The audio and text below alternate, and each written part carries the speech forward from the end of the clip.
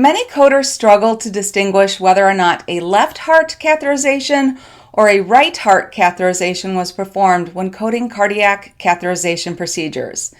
Today's ICD-10-PCS quick coding tip will help you to identify these procedures easily when reviewing the cardiac catheterization report. My name is Claire and I'm an inpatient coding auditor and educator. In my coding tips and tricks videos, you'll discover valuable insights to help sharpen your medical coding skills and code with confidence. If that sounds like something that would be helpful to you, please consider hitting that subscribe button so that you can be notified whenever I release new content. Cardiac catheterization is a diagnostic tool used to evaluate the heart's structure, function, and blood flow. It involves inserting catheters through peripheral vessels into the heart to diagnose and, if necessary, treat heart disease. Cardiac catheterizations can be done alone or along with other procedures such as coronary artery angiography or stent placement. So it's important to review the procedure description carefully and assign as many codes as necessary to capture all of the procedures performed.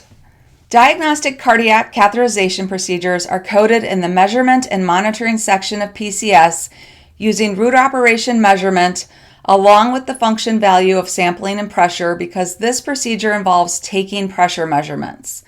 The qualifier value will indicate whether the procedure was performed on the left heart, the right heart, or both, which uses the qualifier bilateral. Diagnostic left cardiac catheterization is more commonly performed than right heart or bilateral catheterizations. Operative reports often refer to this procedure as left heart cath or LHC. Left heart hemodynamic pressures such as LV-EDP for left ventricular end diastolic pressure and LV for left ventricular pressure must be documented in order to assign this code. Diagnostic right heart catheterization is often referred to as right heart cath, RHC, or Swan-Ganz catheterization. Right heart hemodynamic pressure such as RV for right ventricular, RA for right atrial, PCW for pulmonary capillary wedge pressure, as well as cardiac output and cardiac index will be documented. Diagnostic combined right and left heart catheterization, often referred to as bilateral cardiac cath, is a single procedure where they perform both a right and a left heart catheterization. The left heart chambers are only accessible through the arterial system, so left heart catheterizations will involve accessing an artery, usually the common femoral artery, but on occasion upper extremity arteries may be used instead. During the left heart cath, the catheter passes through the aortic valve and into the left ventricle. It's important to note that a physician can perform a diagnostic coronary angiogram without performing a left heart catheterization. When the heart is not entered via the aortic valve, a code for left heart catheterization should not be coded because pressures within the heart were not obtained. LV pressures will be documented if they entered the heart chamber. AO or aortic pressures will be seen when they perform a coronary angiography without a left heart cath. Do not assign a code for left heart catheterization if only aortic pressures are documented. The right heart chambers are accessible only through the venous system, so right heart catheterizations will involve accessing a vein, usually the femoral vein. During right heart catheterizations, the catheter is threaded into the right atrium, through the tricuspid valve into the right ventricle, and across the pulmonary valve into the pulmonary artery to measure the pressures of the right atrium, the right ventricle, the pulmonary artery, and to obtain measurements such as pulmonary capillary wedge pressure. Let's take a look at some examples. This first example is a left heart catheterization. According to the procedure report, the right wrist was prepped and draped in the usual sterile fashion, and this area was infiltrated with local anesthetic. A slender guide sheath was inserted into the right radial artery. Selective right and left coronary angiography was performed using a catheter. The aortic valve was crossed and LV pressures were obtained. Documentation that indicates that this was a left heart catheterization includes access via the arterial system. The aortic valve was crossed and LV pressures were obtained. This next example is a right heart catheterization. According to the procedure report, both groins were prepped and draped in the usual sterile fashion. After local anesthesia, a sheath was inserted in the right femoral artery and a sheath was inserted in the right femoral vein. The catheter was advanced into the right atrium, through the right ventricle, and into the pulmonary artery wedge position. Pulmonary capillary wedge pressure and PA pressure was obtained. Cardiac output was obtained. Then RV and RA pressures were obtained. The right heart catheter was pulled out. Then selective coronary angiography was performed.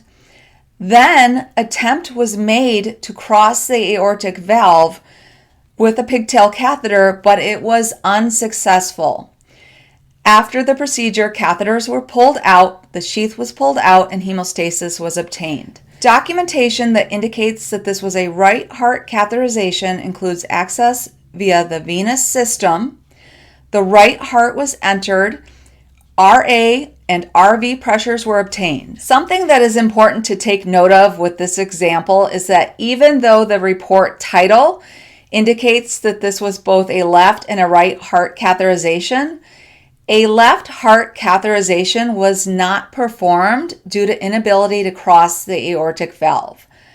When the left heart is not entered via the aortic valve, a left heart catheterization should not be coded.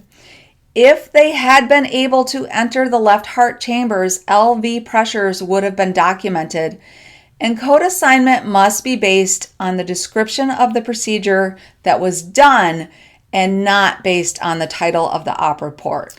This last example is a bilateral heart catheterization. According to the procedure report, needle was used to cannulate the right femoral artery, guide wire was inserted through the needle into the vascular lumen without resistance. A small nick was then made in the skin, pressure was held, the needle was removed over the guide wire. Sheath was then advanced over the guide wire into the vascular lumen without resistance. The guide wire and dilator were removed. Catheter was advanced to the level of the ascending aorta under direct fluoroscopic visualization with the use of a guide wire. The catheter was then guided into the left ventricle and LV pressures were obtained. Because the patient did have high left ventricular end diastolic pressure, it was determined that the patient would need a right heart catheterization. So argon needle was used to cannulate the right femoral vein. A steel guide wire was then inserted through the needle into the vascular lumen. The needle was removed over the guide wire. Next, sheath was advanced over the guide wire into the lumen without resistance. The guide wire and dilator were removed. The sheath was flushed. Next, Swan-Ganz catheter was advanced to the level of 20 centimeters. The balloon was inflated under fluoroscopic visualization. The catheter was guided into the right atrium, right ventricle, and the pulmonary artery wedge position. Hemodynamics were measured along the way. PA saturation, right atrial saturation, femoral artery saturation were all obtained. Documentation in this report that supports that both a left and right heart catheterization was performed include the following. For the left heart catheterization, access via the arterial system, the left ventricle was entered and LV pressures were obtained. For the right heart cath, this included access via the venous system. The right heart was entered, RA, RV, and PA pressures were obtained. So that's it for today's quick tip. I really hope that this video was helpful for you. If it was, please give it a thumbs up, and if there's any topics that you would like me to cover in the future, just leave a comment below and I'll add them to my list. Thanks for watching, and until next time, happy coding!